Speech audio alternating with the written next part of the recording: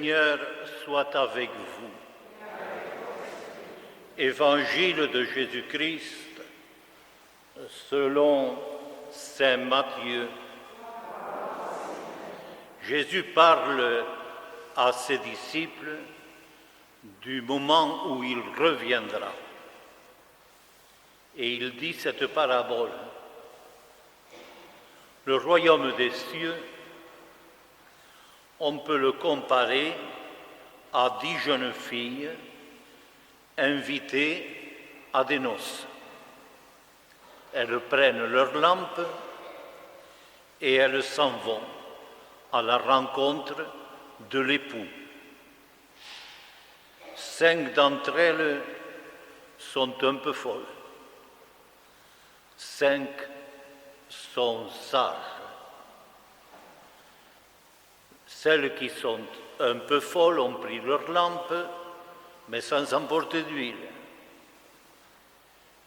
Les sages ont pris avec leurs lampes de l'huile de réserve. L'époux tarde, alors toutes s'assoupissent et s'endorment. Au milieu de la nuit, un cri, « Voici l'époux, sortez à sa rencontre ». Toutes ces jeunes filles se réveillent, préparent leurs lampes, et celles qui n'ont pas de tête demandent aux autres « Donnez-nous de votre huile ». Nos lampes s'éteignent. Les sages leur répondent « Il n'y en aura jamais assez pour vous et pour nous. Allez plutôt voir d'en trouver chez les marchands. » Mais pendant qu'elles vont en acheter, l'époux est arrivé. Celles qui sont prêtes entrent dans la salle des noces et on barre la porte. Beaucoup plus tard, les autres jeunes filles arrivent à leur tour en disant « Seigneur, Seigneur, ouvre-nous ». Et il leur répond « Je ne vous connais pas ». Veillez donc, car vous ne savez ni le jour ni l'heure. Acclamons par l'Alléluia la parole de Dieu. Alléluia, Alléluia, Alléluia, Alléluia, Alléluia,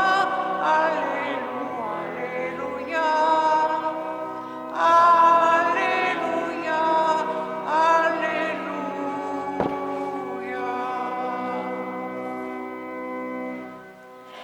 Vous pouvez vous asseoir.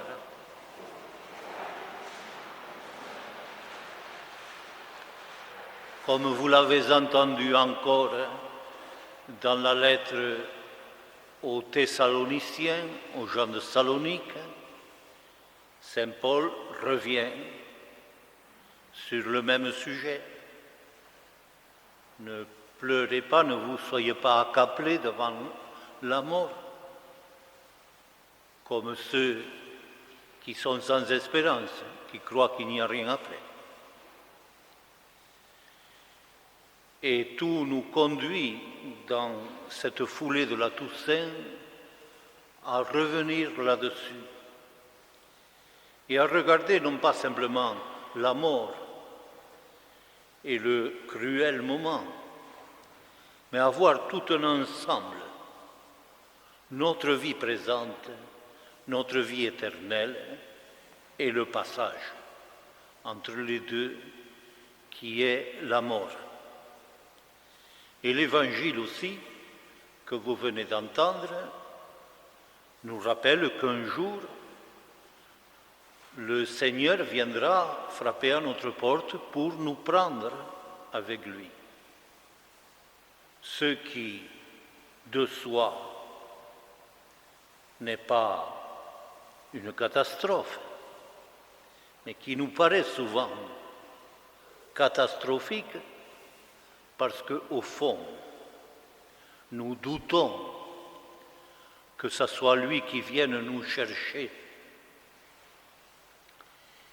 Il est donc important pour nous d'être des gens qui réfléchissent, qui raisonnent, comme les vierges sages dont nous parle l'Évangile. Il faut avouer que le mot, surtout quand on est jeune, n'est pas trop populaire. Quand on nous dit « sois sage », de premier abord, on n'a pas trop envie. Mais il ne s'agit pas de cette sagesse qui fait qu'on n'est pas toujours en train de bouger comme des girouettes. Il s'agit de cette capacité de réfléchir sur l'existence, sur nous-mêmes, sur tout. Et là, la première lecture nous parlait de la sagesse que Dieu met dans le cœur de ceux qui prennent la peine de se livrer à lui et de voir les choses de son point de vue. Il nous faut donc retrouver cette sagesse qui va nous permettre de voir plus loin. Car à vue de nez, qu'est-ce que nous avons devant les yeux? Nous avons la vie entre la naissance et la mort. Et alors, comme disaient les bons Romains païens, mangeons et buvons, car demain nous mourrons. Il faut en profiter de la vie. Et puis on s'aperçoit que là, il y a des choses dans la vie qui l'arrangent bien. Quand on a de l'argent, une bonne situation, qu'on est bien vu de tout le monde, alors ces choses, tout d'un coup, se gonflent et deviennent extrêmement importantes. Et la sagesse, c'est de savoir que cette bulle va crever un jour. Et que même ceux qui ont des propriétés immenses ne les emporteront pas de l'autre côté.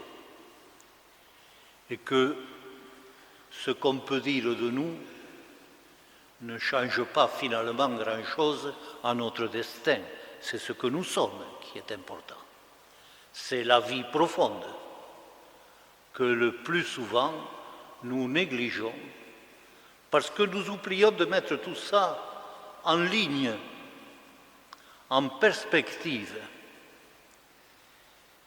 La perspective, elle est effectivement que la vie est là, que la vie est belle, que ça vaut la peine de s'y accrocher. Pour autant, nous commençons à découvrir qu'elle n'est pas toujours facile et qu'elle est traversée d'épreuves lourdes. Ceux qui les vivent le savent bien, et que la maladie, aujourd'hui, nous assiège de partout, surtout dans les années qui approchent du départ. Tout ça, il faut le regarder, parce que ce n'est pas en se mettant la tête sous l'aile qu'on va le faire disparaître. On l'oubliera, c'est tout. Et puis au bout, il y a un incontournable passage, c'est celui de la mort, qui là nous bouscule radicalement, parce que quand on est mort, on est mort. Surtout si on imagine que c'est un point final de l'existence. Mais il nous faut là reprendre ce que nous dit la foi. La mort, si douloureuse, si ravinée qu'elle soit, est un passage. Un passage, ça veut dire qu'on va d'un endroit à l'autre, de cette vie à la vie éternelle. J'ai été frappé ces jours-ci parce que un voisin parlait avec moi et il m'a dit, le pape a dit quelque chose le jour de Toussaint, j'aimerais bien avoir le détail de ce qu'il a dit. J'étais un peu surpris, parce que c'est quelqu'un qui n'est pas à la messe tous les dimanches, tant s'en faut. Et il me dit, qu'est-ce que vous avez entendu? Je lui dis. Il a dit que la mort était un passage. Et alors je lui ai dit, ça c'est aussi ma conviction profonde. Il avait été frappé de ça. La mort n'est pas un final de l'existence. Elle est un passage étroit, difficile, douloureux. Elle se fait dans les douleurs de l'enfantement. Mais c'est pour aller à une autre vie. Et si nous ne voyons pas cela, nous nous laissons fasciner par ce que nous avons en main actuellement. On se cramponne de partout, on s'accroche, comme on dit. Et on est dans la situation de l'automobiliste dans lequel un phare vient jeter une lumière crue sur les quelques mètres qui sont là. Il est ébloui, il ne voit plus rien. Et s'il continue de rouler, il va aller dans le platane. Nous aussi, nous sommes fascinés, éblouis, par toutes les choses que nous avons en main et que nous essayons désespérément de conserver ou d'amplifier. Mais si cette vie a un passage, une issue, une sortie vers la vie éternelle, alors il faut raisonner autrement. Cette foi en la vie éternelle, on ne la trouvera pas à force de calculer, mais seulement si on a une confiance absolue en celui qui nous en a parlé, qui a voulu vivre l'expérience de notre propre mort et de nous dire il y a une vie après la mort. Je veux parler, vous l'avez compris, de Jésus. C'est l'abandon total à sa parole, la capitulation sans condition qui nous permet de retrouver un équilibre des choses et d'arriver à une nouvelle sagesse. Parce qu'alors, ce qui est important, c'est peut-être ce que nous venions de négliger, les profondeurs de nous-mêmes, dans lesquelles nous préférons ne pas entrer parfois, la conscience, le dévouement, la fidélité. Voilà tout un tas de valeurs qui sont un peu démodées dans le temps présent et qui sont pourtant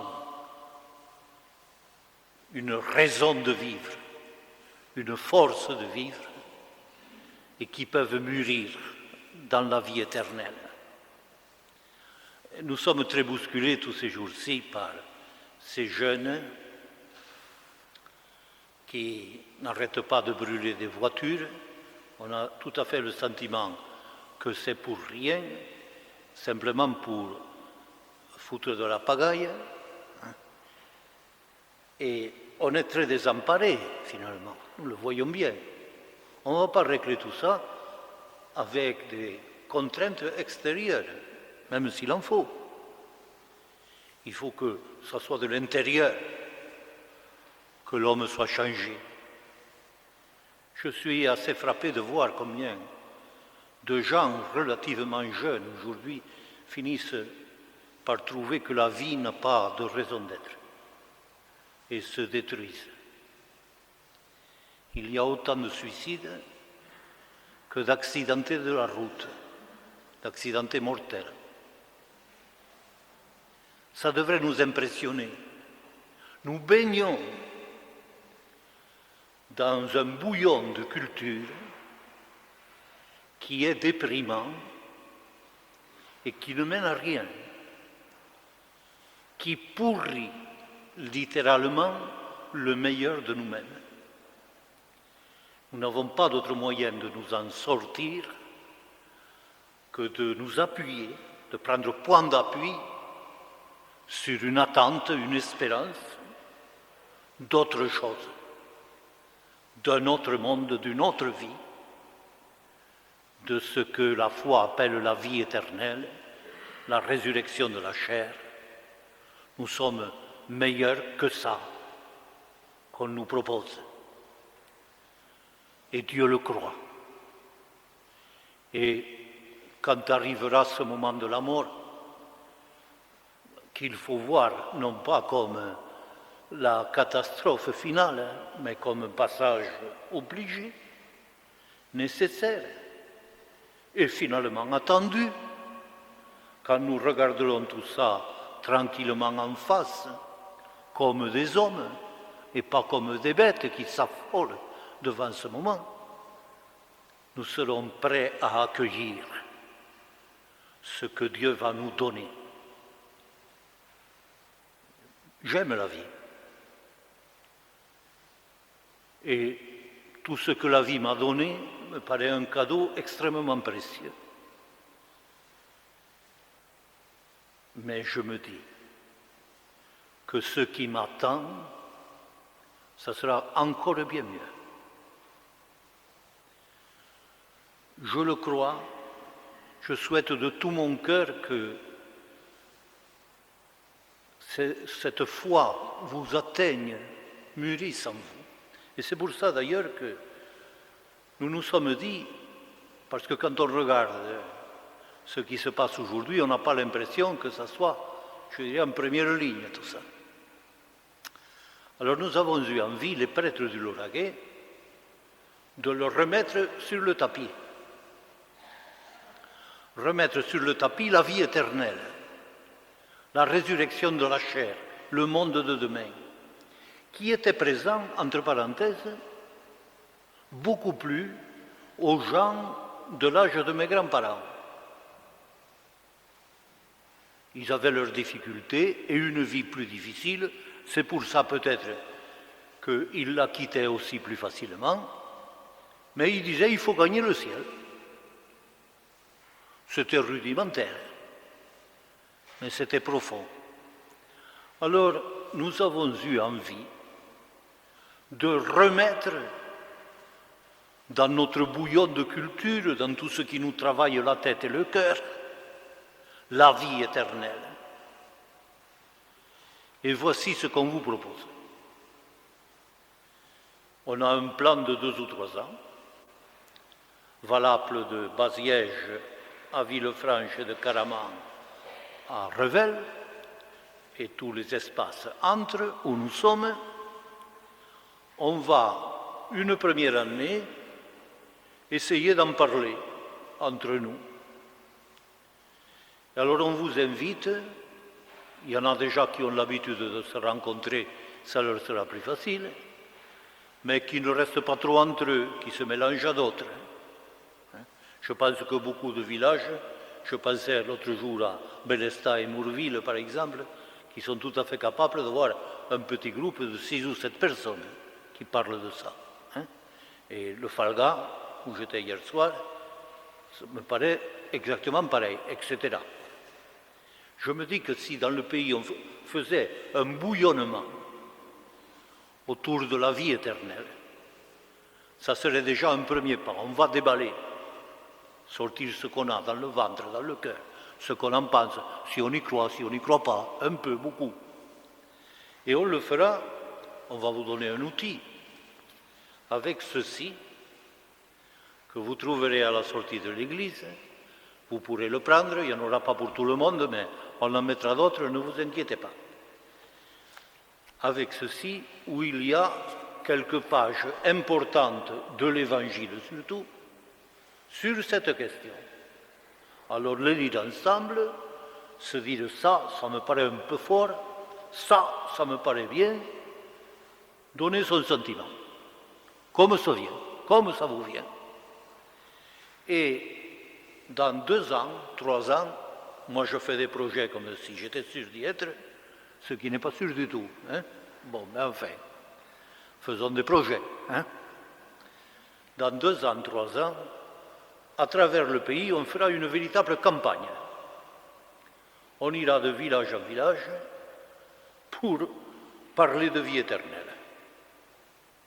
Et le dimanche à la messe et aux enterrements, vous allez de nouveau en entendre parler, peut-être plus que vous n'en avez envie. Pourquoi tout ça? Pour vous donner la scoumoune, pour vous donner le bourdon, vous dire attention, on va mourir? Non. Pour regarder la vie, la mort, la vie.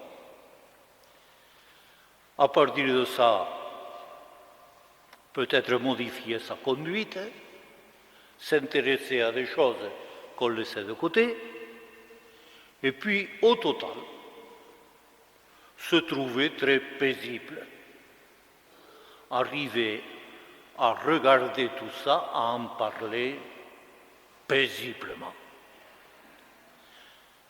Et pourquoi pas un jour,